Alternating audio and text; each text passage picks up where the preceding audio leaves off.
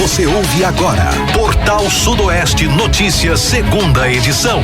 Tudo sobre os acontecimentos mais importantes você fica sabendo aqui. Portal Sudoeste Notícias, segunda edição.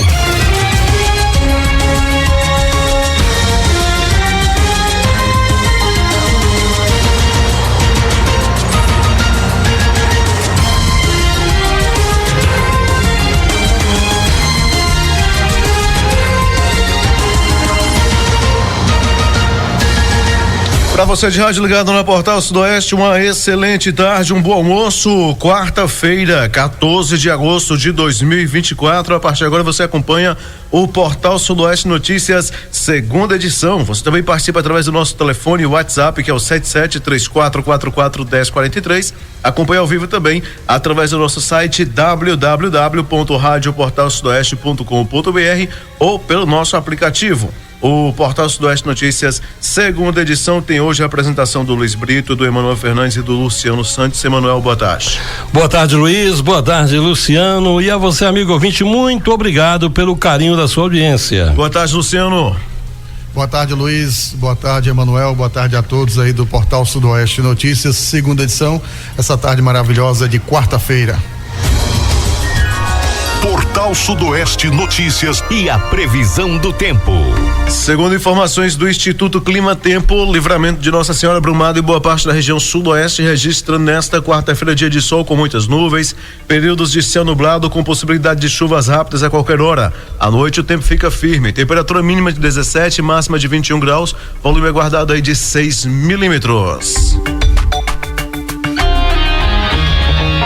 Você está ouvindo Portal Sudoeste Notícias, segunda edição. Bom, 12h07, 12h07 agora, estamos só começando, portanto, o Portal Sudoeste Notícias, segunda edição. Nesta tarde aí de quarta-feira, lembrando que o nosso WhatsApp está disponível para você participar, trazer aí também a sua denúncia, a sua reclamação. Vamos começar então falando lá de Brumado, né? Em Brumado, chapa de Guilherme Bonfim e Neidinha da Saúde é registrada no TRE da Bahia.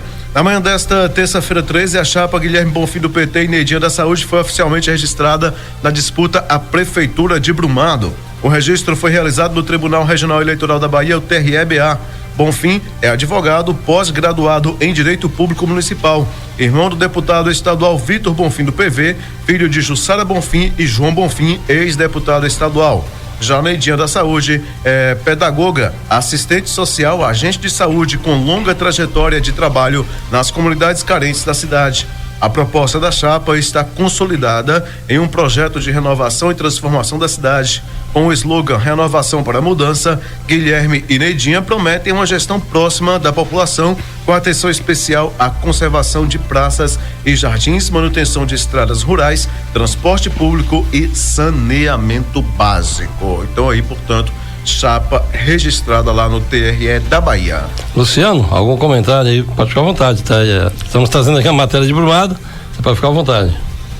Isso, Emanuel e Luiz, praticamente quase todos os candidatos aqui do município de Brumado já registraram aí, né, no cartório eleitoral de Brumado.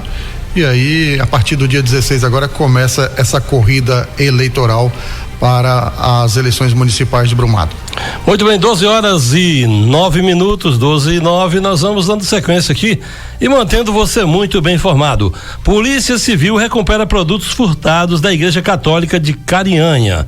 Na segunda-feira 12, a Polícia Civil de Carinhanha recuperou produtos furtados da Igreja Católica. O crime ocorreu na última quarta-feira 7 no Salão Padre Josimo, localizado na rua Capitão Arthur Lima. Imagens do circuito de segurança da cidade mostraram um homem entrando no local durante a madrugada, por volta das 2h50. Diante das informações, agentes da Polícia Civil conseguiram localizar os objetos em um terreno baldio na rua Democrata, região central do município. O suspeito, que é um velho conhecido da polícia, né? Já pela prática de furtos, não foi localizado, mas continua sendo procurado e ele havia sido preso recentemente. Essa matéria você confere no Achei Sudoeste. Aí, portanto, né? É aquela coisa, né? O elemento era contumaz na prática e não se dá conta de que hoje, né? Tem aí a questão das câmeras, né? Que estão sempre bem localizadas, e agora a polícia, com certeza, é uma questão de tempo até chegar esse elemento que já é um velho conhecido da polícia. Agora, detalhe, nem os templos religiosos não escapam mais, né? Nem os templos religiosos, com certeza. Difícil. Agora 12h10, 12h10, 3 suspeitos de integrar organização criminosa são presos em Vitória da Conquista. 3 pessoas foram presas na segunda-feira, dia 12, por policiais da Delegacia de Repressão a Furtos e Roubos em Vitória da Conquista, no sudoeste baiano. O trio é acusado de integrar aí uma organização criminosa especializada em golpes digitais. As investigações do órgão da polícia apontaram que os suspeitos tentavam abastecer veículos em postos de combustíveis locais com cartões clonados. Com eles foram apreendidos aí 3 cartões de crédito, 2 iPhones lacrados e 2 máquinas de cartão. Os suspeitos presos em flagrante foram autuados por associação criminosa, falsificação de cartão de crédito e débito, uso de documento falso. Eles realizaram os exames de lesão de praxe e seguem à disposição da justiça. Ou seja, os criminosos, né, no meio digital ainda estão aí, né? E a gente tem que tomar bastante cuidado, porque as pessoas hoje, Emanuel e Luiz, estão compartilhando dados nas redes sociais. Eu vi uma reportagem um período atrás, inclusive um rapaz mostrando, né, o quanto a gente é frágil na rede social, porque a gente posta o nosso cotidiano, a gente posta ali informações do nome de filho, esposa, endereço, e aí o criminoso ele já tem todas essas informações, e tem gente que acaba postando número de telefone, CPF, dados assim, até bancários nas redes sociais, e isso, é claro, facilita cada vez mais os golpistas aí na rede. Muito bem lembrado por você aí, viu? Eu, particularmente falando, inclusive chave Pix, é claro, eu, por exemplo, uso Pix, mas eu não uso o CPF com chave, porque na maioria das vezes já tem o nome completo lá em boa parte dos locais, e ainda colocar o CPF na chave Pix, eu particularmente não fiz isso, né? Eu não sei, cada um tem a sua forma de fazer aí essa chave Pix e tal, e de utilizar. Agora eu particularmente preferi não fazer isso. Mas serve aí de alerta, né? E toda atenção é pouco, como o Luciano falou, nós somos muito vulneráveis, né, nessa questão das redes sociais, e é aquela coisa, as pessoas aproveitam, né, e começam a postar certas coisas que são até de muita intimidade, e acaba que isso vai dar um prejuízo, né?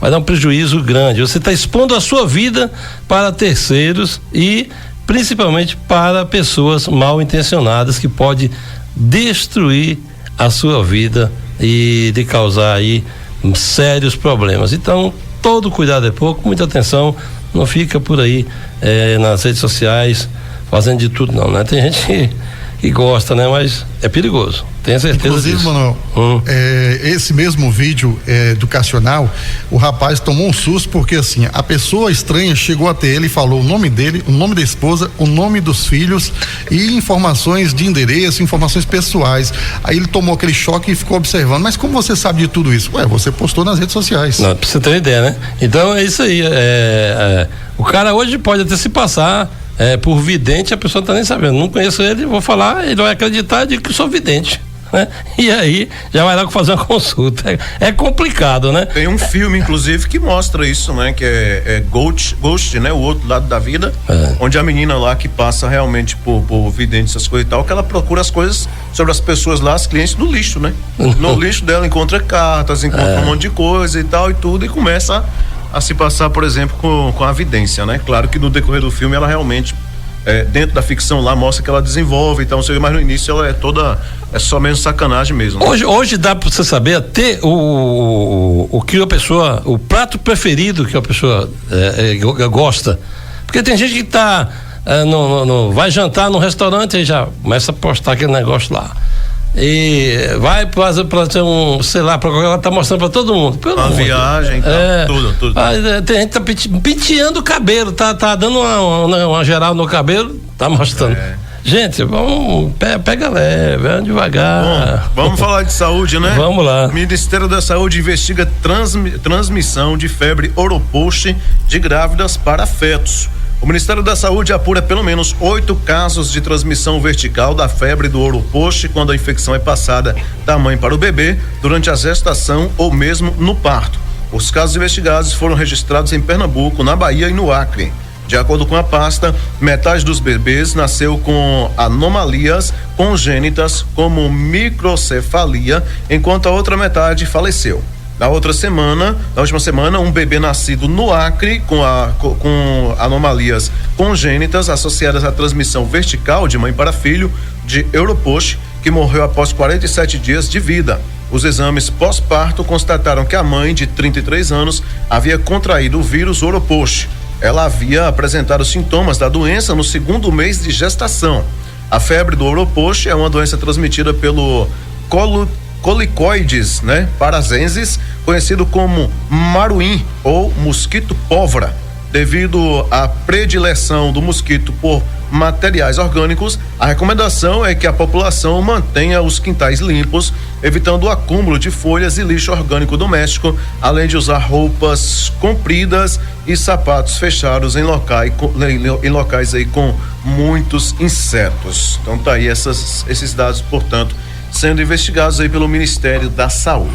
E que é preocupante, essa transmissão já, para o feto já é preocupante, e o combate ao mosquito, a gente estamos vendo a preocupação das autoridades com relação à questão da Europost, mas não estamos vendo falar sobre uma ação, de combate, uma ação forte e de combate com relação a essa questão desse mosquito aí, Isso é algo complicado, haja vista que agora a transmissão da febre, ela já está passando das grávidas para os fetos, é algo já preocupante. Vamos torcer que as autoridades acordem aí, porque a dengue está matando, Agora vem o Europost, Exatamente, realmente. Jovem morre após capotar carro de entrega de mercadorias na BA-56 em Tanque Novo. Por volta das 13 horas da terça-feira, dia 13, a 94ª Companhia Independente de Polícia Militar foi acionada para atender uma ocorrência de acidente de trânsito com vítima fatal na BA-156, entrada da cidade de Tanque Novo. No local, uma equipe do Serviço de Atendimento Móvel de Urgência SAMU havia atestado a morte do jovem Vinícius Dantas Pereira, 23 anos. Ele dirigia um veículo Fiat Uno branco que estava a serviço de uma empresa de transportes de mercadorias quando capotou na rodovia. A guarnição isolou o local até a chegada do Departamento de Polícia Técnica, o DPT. O corpo de Vinícius foi encaminhado para o Instituto Médico Legal IML de Guanabi para ser necropsiado. A Polícia Civil instaurou um inquérito e investiga as causas do acidente. Informações aí do Achei Sudoeste. Muito bem, são 12 horas, e 31 minutos, 12h31. Olha, o governo quer ampliar tarifa social e onerar quem consome mais energia. O governo pretende encaminhar ao Congresso até setembro um projeto de lei para reestruturar o setor elétrico. A informação é do ministro de Minas e Energia, Alessandro Silveira, em audiência na Câmara dos Deputados na terça-feira 13. Segundo Silveira, a proposta vai ampliar a tarifa social na conta de luz e distribuir os custos de subsídios para quem consome mais energia. São 4 diretrizes para o projeto de lei, afirma aí, portanto, o ministro. Ampliação da faixa de consumo elegível para a tarifa social na conta de luz de 50 kW para 80 kW. Abertura do mercado para médios e pequenos consumidores, como residências e comércios menores. A alocação mais justa dos encargos setoriais. Correção de distribuição dos subsídios nas tarifas de energia, que devem onerar quem consome mais. Agora 12h31, Ministério Público do Trabalho abre procedimento para apurar morte de engenheiros na BR-330 em Gentil do Ouro. O Ministério Público do Trabalho abriu o procedimento para apurar as eventuais responsabilidades trabalhistas em relação ao acidente de carro que causou a morte de 2 engenheiros do setor de energia eólica na Bahia. O caso ocorreu na noite da última segunda-feira, dia 12, na BR-330, trecho do município de Gentil do Ouro, próximo à localidade conhecida como Gameleira do Assuruá. Segundo informações da Polícia Militar, os dois estavam em um veículo que colidiu de frente com um caminhão que vinha no sentido contrário após ter sido atingido por um terceiro veículo. O procedimento de apuração do MPT está a cargo da unidade do órgão de Vitória da Conquista. Os procuradores vão buscar informações junto às autoridades policiais locais e busca confirmar o nome da empresa para a qual os dois trabalhavam. As identidades das vítimas foram informadas pela PM como Bruno Pereira Amaral e Iago Mendes Almeida, mas ainda não há confirmação aí do nome do empregador. 12h33, meio-dia e 33, em Caculé, menor é apreendido com simulacro e pai é preso por desacato. Na noite do sábado, dia 10, policiais da 94ª Companhia Independente de Polícia Militar flagraram um menor portando simulacro de arma de fogo pelas ruas da cidade de Caculé.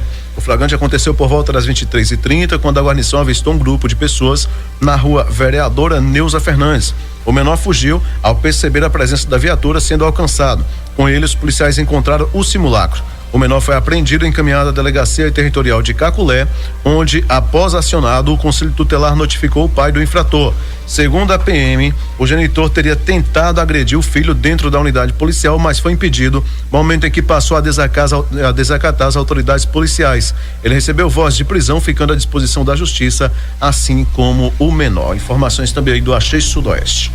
Ele tentou corrigir no local errado, né? Ele tinha que corrigir o filho depois, né? Na casa, conversar com o filho, né? Sei lá, tomar as providências que ele, como pai, acha que deveria ter tomado, mas dentro da delegacia aí é complicado, né? Acabou que uma coisa que poderia ser resolvido de uma forma correta dentro do que manda a lei, né? E do que manda também a lógica, né? Ele acabou complicando tudo. E provavelmente essa discussão com os policiais, esse desacato, né, se deu porque ele deve ter dito o seguinte: eu sou pai, não posso corrigir meus filhos, né? Então complicou a coisa aí. Então é aquele detalhe, né? É melhor você corrigir antes para depois não ter que entrar numa situação dessa. Então cuide, senhores pais, atentem aos seus filhos, observem, conversem.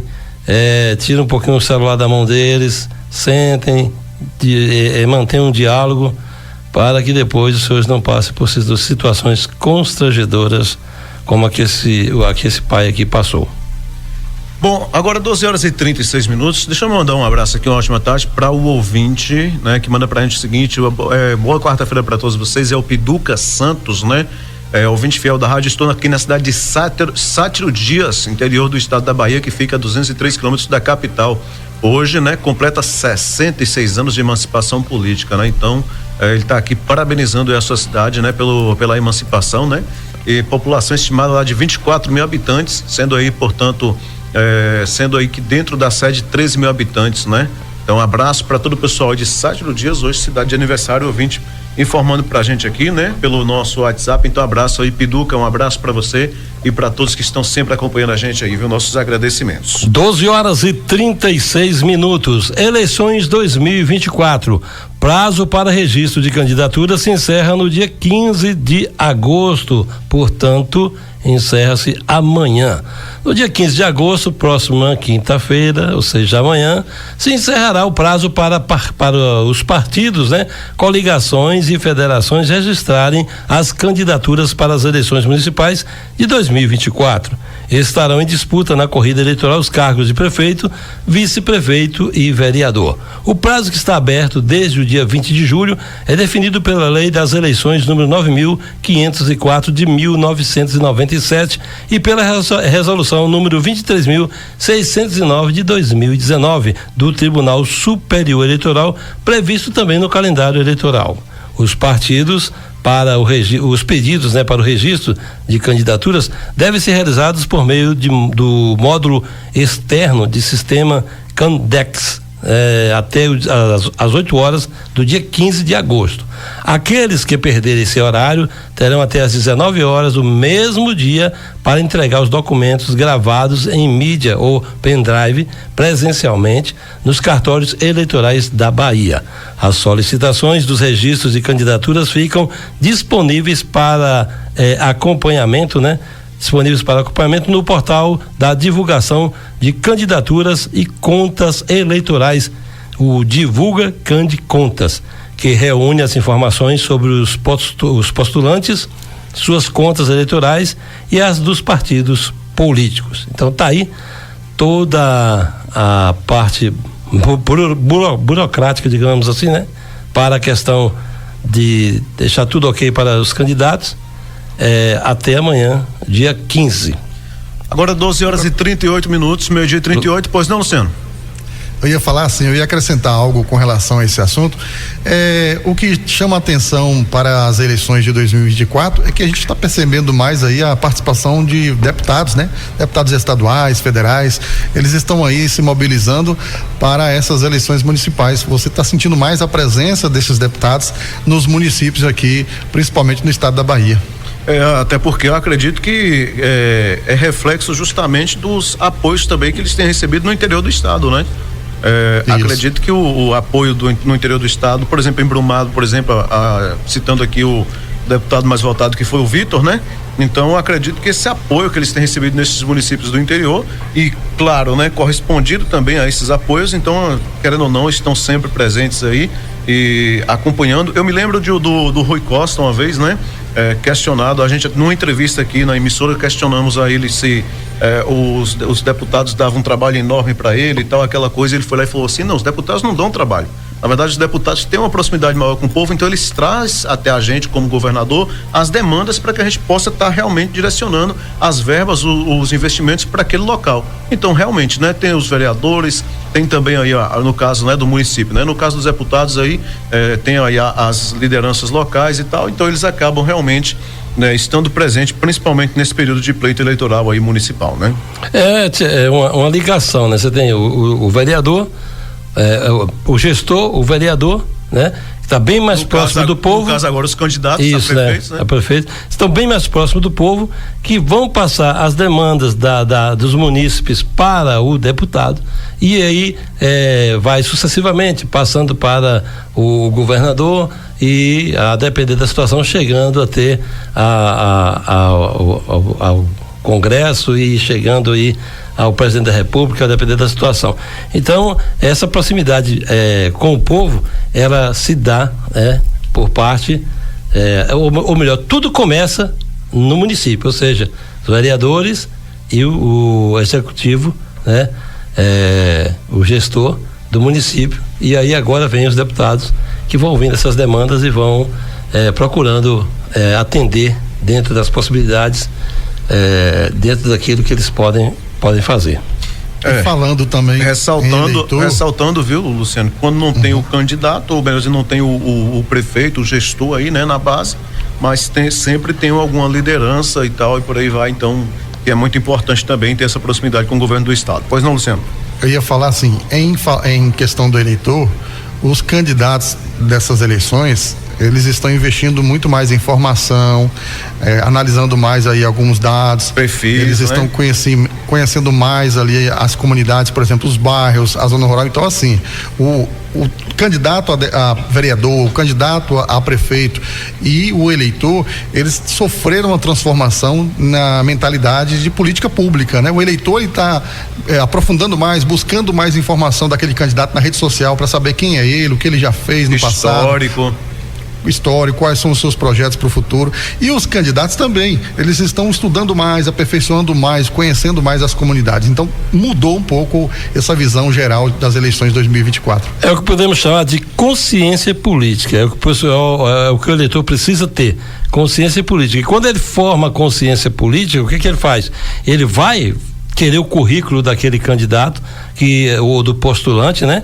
Para que ele possa avaliar e dizer, voto ou não em você. E esse currículo envolve presente, passado e futuro, né? Com certeza. A gente volta a falar de Brumado. A gente tem uma matéria que diz o seguinte: Justiça determina desapropriação para a construção da estrada de Arrecife. O juiz Tadeu Santos Cardoso, da 2ª Vara Civil da Comarca de Brumado, concedeu uma ação de desapropriação por utilidade pública ajuizada pelo município de Brumado, em face de Vanderlei dos Santos Coqueiro e Joilson Rocha Pereira, para a construção de via pública asfaltada ligando diversos distritos e regiões da zona rural. Segundo a decisão recebida aí pelo site Achei Sudoeste, o magistrado justificou que o valor ofertado foi avaliado por engenheira civil contratada pelo próprio autor, não sendo irrisório ou insignificante, ao menos em uma análise sumária. Além disso, destacou que se trata de uma obra importante que trará inúmeros benefícios para a população local. Abre aspas. Sendo assim, e em virtude de tais fatos, escolho provisoriamente o valor indicado ao bem apropriado quando a avaliação prévia feita para fins de emissão provisória. Ante o exposto e considerando a comprovação do depósito dos valores, concedo o pedido de emissão provisória na posse para emitir a parte autora na posse provisória do imóvel descrito na exordial, devendo, para tanto, ser expedido o competente mandado bem a averbação da decisão junto ao cartório de registro de imóveis correlato. Sentenciou. Então tá aí, né? Luciano, você que tá aí embrumado, tem mais detalhes sobre esse assunto aí? Inclusive, Luiz e Emanuel, para a gente refrescar a mente, em dezembro de 2023, né? Dezembro do ano passado, os moradores lá da região de Arrecife estiveram na Câmara realizando aí manifestos, né? Por conta de algumas situações. Eles, no início das obras, reclamavam por conta ali da questão da qualidade do asfalto. Outros reclamavam por conta da questão do escoamento da água, porque o asfalto foi feito e realmente ele não tem escoamento da água no asfalto. Tem aí as galerias que passam por baixo, mas não tem escoamento da água da chuva. E tem essa situação aí das terras, né? Porque alguns moradores alegaram na época que o gestor municipal queria passar por algumas terras porque ele não queria construir ponte, ou seja, diminuindo aí o valor da obra que foi orçada na época em tantos milhões. Então, assim, muita polêmica envolvendo esse caso, mas a justiça entendeu que o bem comum é que essas terras sejam desapropriadas. E um detalhe, essa terra vai ser desapropriada, mas o morador vai receber aí uma indenização por conta dessa desapropriação. Inclusive avaliada já aí por uma corretora de imóveis escolhida pelo próprio responsável pelos terrenos, né? Muito bem, 12h53. Mudanças climáticas levam à previsão de queda da safra de grãos da Bahia em 2024. Após a produção recorde de grãos em 2023, tanto o Instituto Brasileiro de Geografia e Estatística, o IBGE, como a Companhia Nacional de Abastecimento, CONAB, estimam uma produção menor de grãos na Bahia em 2024. O fenômeno El Niño afetou negativamente as condições climáticas, prejudicando algumas regiões produtoras no estado. Destaca-se entre os grãos a queda em dois dos principais produtos agrícolas, soja e milho. Em sentido contrário, apesar das dificuldades climáticas, estima-se novo recorde de produção do algodão no estado. O levantamento sistemático da produção agrícola, o LSPA, realizado pelo IBGE relativo ao mês de julho de 2024, com dados sistematizados e analisados pela Superintendência de Estudos Econômicos e Sociais da Bahia, estima uma produção de cereais oleaginosas e também leguminosas de 11,3 milhões de toneladas. Aí, portanto, a previsão de queda da safra de grãos, mas por outro lado também a questão do algodão, né? Que vai dar uma melhorada aí. Olha, a motocicleta furtada é apreendida pela PM em Rio do Pires. Uma motocicleta com registro de furto-roubo foi recuperada por policiais da 4ª CIPM na manhã desta terça-feira, 13, em Rio do Pires. O veículo foi apreendido na Avenida Domingos Ambrósio do Amaral por volta das 9h30. A guarnição foi informada sobre um grupo que realizava encontros para empenar motos na via de acesso à cidade. Durante diligências, a guarnição flagrou aí um motociclista realizando manobras perigosas com a motocicleta Honda Titan 150 KS, sem retrovisores e escapamento adulterado. Após consulta no Cinesp, os PMs verificaram que o veículo possuía restrição de furto e roubo. O condutor informou ter comprado a moto em Ibipitanga. Diante da irregularidade, o veículo e o condutor foram apresentados à Delegacia de Polícia Civil de Rio do Pires para que fossem adotadas as medidas cabíveis. Prejuízo em dobro, hein? Comprou uma moto sem pelo menos, né, ter noção aí de onde esse veículo surgiu, partiu, né? Não sabe nem de onde comprou. E aí, com essa questão também do cadrão, né? O famoso cadrão, que é o escapamento adulterado e sem retrovisores. É conhecido como cadrão, é? É conhecido como cadrão. E ele tava motociclista há não sei quantos séculos e essa daí eu não sabia não, viu? O famoso cadrão. Vivendo. Sim, Manuel, não, eu digo assim, e ele, além de ter feito a compra, totalmente sem verificar nada, ainda se dá o luxo de sair sem retrovisor, com escapamento aí adulterado, e resultado. Tava chamando a polícia para pegar ele e tomar a moto dele. Muito bem. 79ª Companhia Independente de Polícia Militar prende filho que tentou matar o próprio pai na zona rural de Mirante. Na segunda-feira, dia 12, a 79ª Companhia Independente de Polícia Militar prendeu um suspeito de tentativa de homicídio na zona rural do município de Mirante. A PM realizava patrulhamento de rotina quando recebeu uma denúncia de que um idoso estaria sendo agredido pelo próprio filho em uma propriedade rural da região. De imediato, a guarnição deslocou-se até o endereço da denúncia. Segundo informações da 79ª Companhia Independente de Polícia Militar passada ao site Achei Sudoeste, no local, o suspeito da tentativa de homicídio foi localizado e preso. A vítima foi socorrida e encaminhada para o Hospital Municipal de Mirante. Diante dos fatos, o autor foi conduzido à Delegacia de Vitória da Conquista para adoção das medidas legais cabíveis. 12h57. Olha só, essa matéria aqui é algo que só no Brasil só mesmo. Rindo? Não, nem rindo, é só no Brasil mesmo. Assaltante de veículo solto em audiência de custódia vai ao fórum utilizando o carro roubado e acaba preso pela terceira vez em Salvador. Vamos à matéria. Com a certeza da impunidade, um assaltante de veículos foi capturado pelo batalhão Apolo da Polícia Militar na manhã da terça-feira 13, após assinar um termo para manter sua liberdade provisória no Fórum Criminal de Sussuarana, em Salvador. Ele foi até o órgão do Tribunal de Justiça utilizando um carro roubado. O criminoso, de 19 anos, foi preso pela primeira vez em 2022 e em 2024.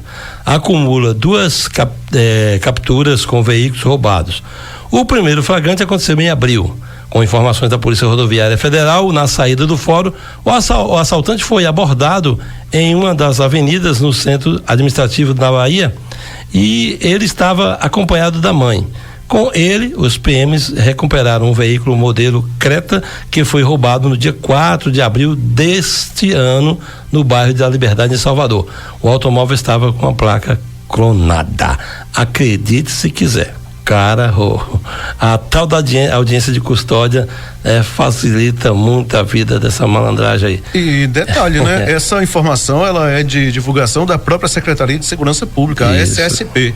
E quando vi essa matéria, logo chamou a atenção justamente isso, né? Assaltante de veículo solto em audiência de custódia, vai a fora utilizando carro roubado e acaba preso pela terceira vez em Salvador. Isso se está sendo preso a primeira vez, aí foi preso a segunda vez, se foi preso a terceira vez, é óbvio que alguma coisa aí não está funcionando e o policial tá aparecendo jumento sem mãe, com a cara pra cima, enxugando o gelo, né? Prendendo o cara e aí libera, prendendo o cara e aí libera, prendendo o cara e aí libera. Aí, pelo amor de Deus, aí não dá. É aquela coisa que a gente fala aqui, né? A polícia, ela trabalha enxugando gelo. Jesus. Então é aquilo que você falou, ele já foi preso primeira, segunda, terceira.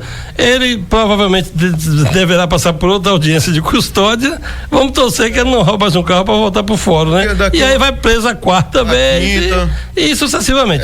Eu não entendo essa tal de audiência de custódia. Olha, sinceramente, a nossa legislação é muito complicada, né?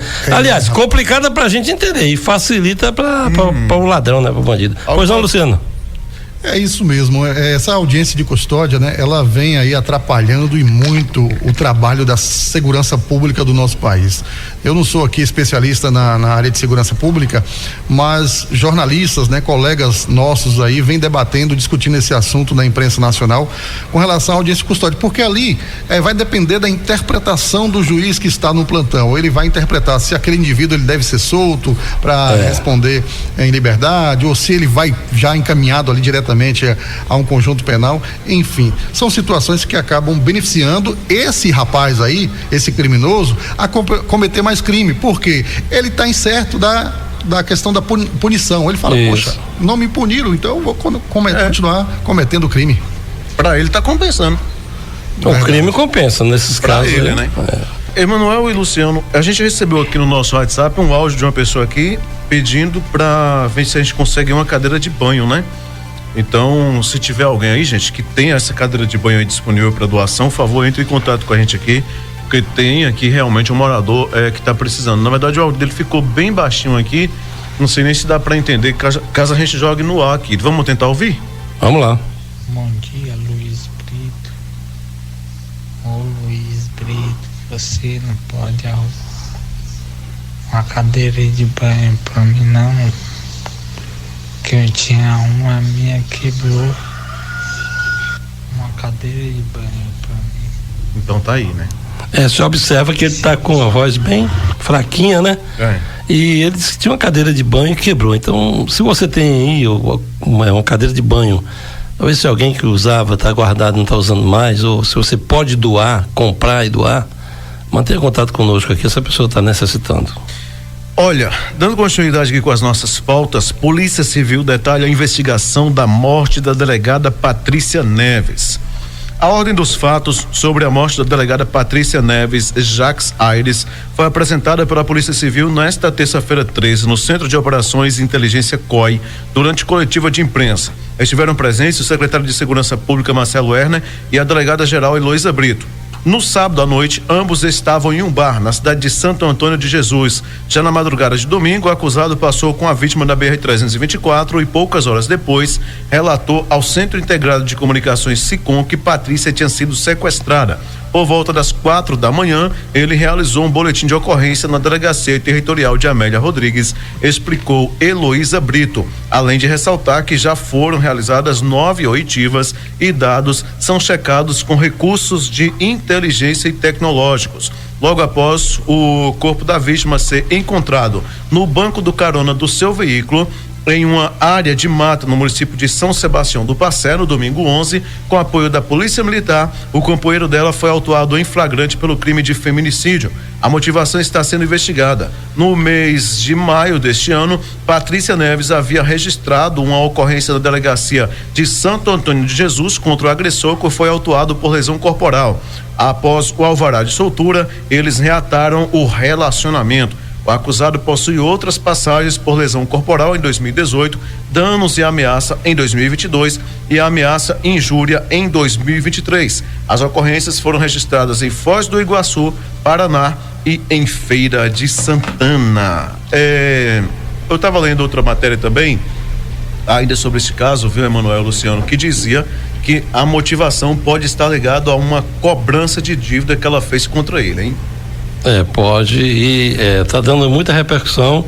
A polícia está se debruçando aí nessa questão, porque é algo que precisa ser elucidado e tem muita coisa aí, né? Parece, pelo que se vê, muita coisa aí que está precisando ser esclarecido, trazido realmente aí à luz algumas coisas que envolve aí o assassinato dessa delegada.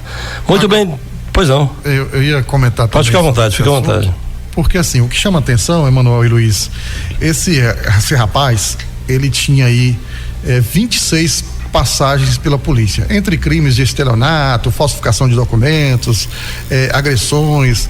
Esse rapaz também tinha aí um problema, por exemplo, segundo ele, com a faculdade de medicina que ele fez fora do Brasil, tinha que pagar 40 mil.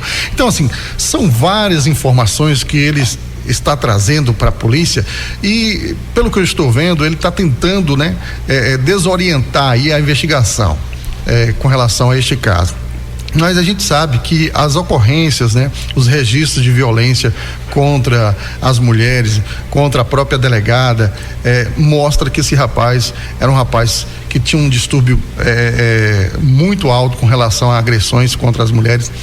Mas o que chama a atenção mesmo é a situação da delegada, né? Uma pessoa bem informada, uma delegada, né, da Polícia Civil, tem informações privilegiadas, inclusive com informações do próprio suspeito aí, que ela poderia estar revendo esse crime. Mas aí entra o outro lado, né? Entra o lado emocional. Quando o amor fala mais alto do que o lógico, né? Aí tem essa questão também, tem essa situação que a pessoa deixa de enxergar quem é aquele parceiro, quem é aquela pessoa que inclusive estava com o casamento marcado, né? E aí ela deixa de enxergar por conta do amor. Então, assim, ela acabou entrando numa cilada e foi o que acabou terminando aí com a própria vida dela. Muito triste. 13h17, vamos dando sequência aqui, mantendo você muito bem informado. Olha, abates de bovinos, suínos e frangos crescem no segundo trimestre de 2024. O Instituto Brasileiro de Geografia e Estatística, o IBGE, divulgou na terça-feira 13 os primeiros resultados das pesquisas trimestrais da pecuária. O abate de bovinos cresceu 17,2% em comparação ao segundo trimestre de 2023. O de suínos teve um aumento de 2,4% e o de frangos alta de 3,2%. Em comparação ao primeiro trimestre de 2024, os abates de bovinos, suínos e frangos tiveram respectivamente altas de 6,9%, 4,3% e 1,1%. Os dados preliminares das estatísticas da produção pecuária mostram que no segundo trimestre de 2024 foram abatidas mais de 9 milhões de cabeças de bovinos sob algum tipo de serviço de inspeção sanitária. O abate de suínos somou mais de 14 milhões de cabeças. Além disso, foram abatidas mais de 1 bilhão de cabeças de frango. Foi apontado a produção de ou mais de 2 milhões de toneladas de carcaças bovinas, um acréscimo de 17% em relação ao segundo trimestre de 2023 e aumento de 7,3% em relação ao primeiro trimestre de 2024. O peso acumulado das carcaças de suínos foi de mais de 1 milhão de toneladas no segundo trimestre de 2024, aumento de 0,9% em relação ao segundo trimestre de 2023 e de 4,8% em comparação com o primeiro trimestre de 2024. Já o peso acumulado das carcaças de frango foi de mais de 3 milhões de toneladas, acréscimo de 2,1% em relação ao segundo trimestre de 2023 e de 1,9% frente ao primeiro trimestre de 2024. Resultado, o pessoal está comendo bastante carne, né? Bastante. Muita carne. O Luciano tá fazendo muito churrasco para ele, Luciano? É muita carne, muito frango. Muito frango e muita carne também de porco, né? O pessoal tá mandando ver, né? 13h19. Olha, trio é detido e polícia apreende armas de fogo em Vitória da Conquista. Nesta segunda-feira, uma operação conjunta com a Polícia Civil, após obter informações sobre um duplo homicídio ocorrido no bairro Bruno Bacelar no dia 4 deste mês, que vitimou 2 pessoas. Uma guarnição da Rondesp Sudoeste deslocou-se até a Serra Grande para averiguar denúncias sobre possíveis suspeitos do crime. Ao chegar ao local, os policiais encontraram uma espingarda sobre um sofá da residência, o que levou à abordagem. Foram detidos 3 suspeitos. Durante uma varredura no imóvel, também foram apreendidos armamentos de fabricação caseira, os quais foram encaminhados ao DISEP para as providências cabíveis. Muito bem, a gente falou antes aí também sobre a safra que acaba sendo menor aí, portanto, na Bahia, em decorrência das situações climáticas. E agora a gente fala também de dados nacionais, diz o seguinte: na estimativa de julho aponta a safra 5,5% menor em 2024. A safra brasileira de cereais, leguminosas e oleaginosas deve alcançar 298 milhões de toneladas, de acordo com a estimativa de julho do levantamento sistemático da produção agrícola, divulgado ontem, dia 13, pelo IBGE. Este resultado é 5,5% menor que a safra obtida em 2023, com 315,4 milhões de toneladas, ou 17,4 milhões de toneladas abaixo, e 0,7 superior, no caso aí 2,2 milhões de toneladas do que a estimativa de junho. A área a ser colhida foi de 78 milhões e 600 mil hectares, aumento de 0,9%, ou seja, dos 727,2 mil hectares, frente a 2023, e acréscimo de 264.488 hectares, 0,3% em relação a junho. Em relação ao ano anterior, houve crescimentos nas áreas de arroz com 4,9%, algodão 13,1%, feijão 6,0% e soja 3,2%.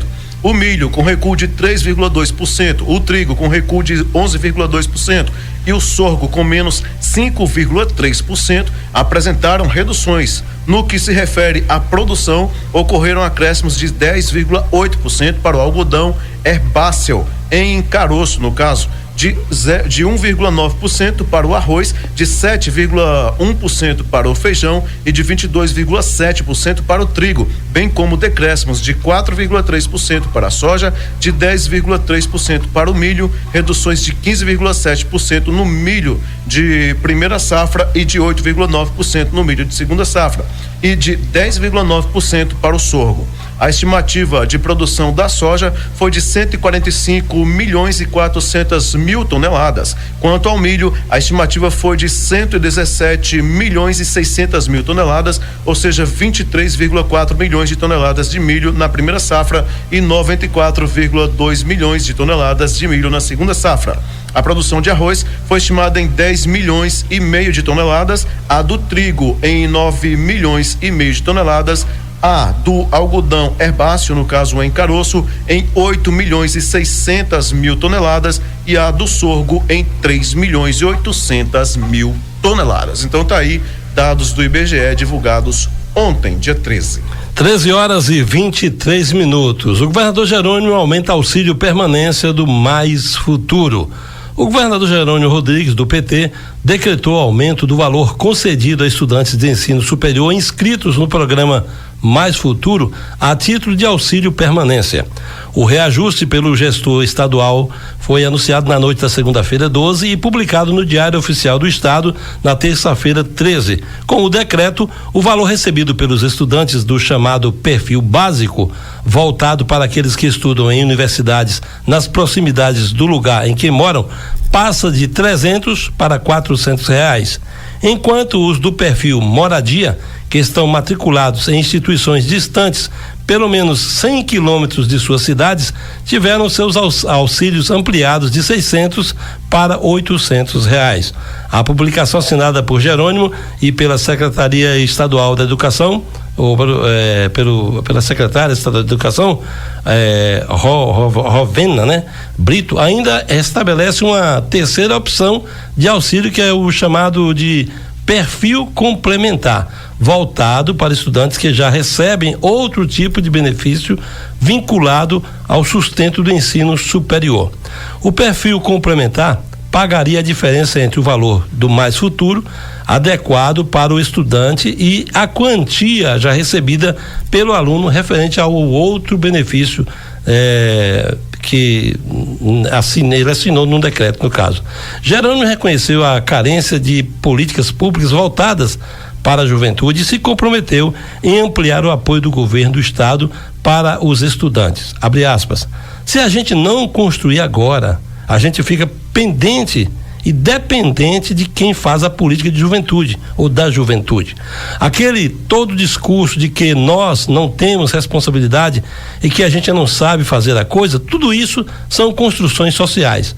A gente vive isso depois de 17 anos com os governos Wagner, Rui e agora Jerônimo, de questionar com a proposição, fecha aspas, disse, portanto, aí o governador.